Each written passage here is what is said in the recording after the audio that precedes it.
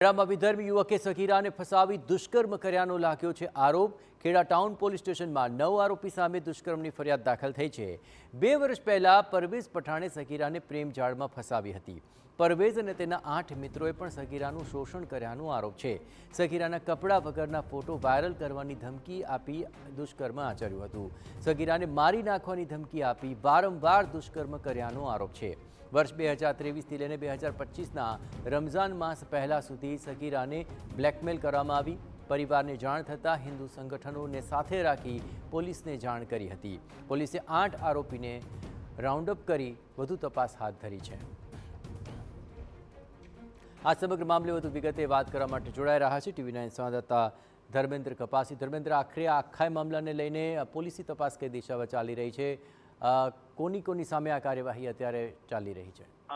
જે પ્રકારની ઘટના સામે આવી છે તો સગીરા દ્વારા પોતાના પરિવારને જાણ કરવામાં આવી હતી ને પરિવાર દ્વારા હિન્દુ સંગઠનોને જાણ કરવામાં આવી હતી, જેને લઈને ખેડા ટાઉન પોલીસ મથકની અંદર ફરિયાદ આપવામાં આવી છે। મહત્વની બાબત એ છે કે મુખ્ય આરોપી પરવેઝ, માહિર, ફૈઝાન, તોફિક, સાહિલ સહિત 9 જે શખ્સો છે તેમની સામે ગુનો દાખલ કરવામાં આવ્યો છે। હાલમાં પોલીસ દ્વારા 8 જેટલા આરોપીની રાઉન્ડ અપ કરી અને તપાસ હાથ ધરી છે। આવતીકાલે તમામ આરોપીઓને સાથે રાખીને ઘટના સ્થળનું પંચનામું પણ કરવામાં આવનાર છે।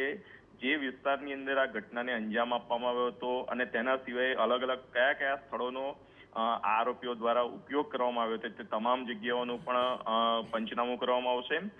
આવતીકાલે રેન્જ આઈજી પણ અમદાવાદ પણ આવે તેવી શક્યતાઓ અત્યારે જોવાઈ રહી છે, કારણ કે ખૂબ સંવેદનશીલ ઘટના છે। જે સગીરાની ઉપર દુષ્કર્મ આચરવામાં આવ્યું હતું તો જે મુખ્ય આરોપીએ પોતાની પ્રેમ જાળમાં તો ફસાવી હતી, પરંતુ પોતે સગીરા સાથે દુષ્કર્મ આચર્યા પછી પોતાના જે 8 જેટલા મિત્રો હતા તેમને અવારનવાર ફરજિયાત આ પીડિતાની ઉપર દબાણ લાવવામાં આવતું હતું અને શરીર સંબંધ બનાવવાની ફરજ પાડવામાં આવતી હતી। મહત્વની બાબત એ છે કે 2023 થી લઈ અને 2025 સુધીની આ ઘટના હતી।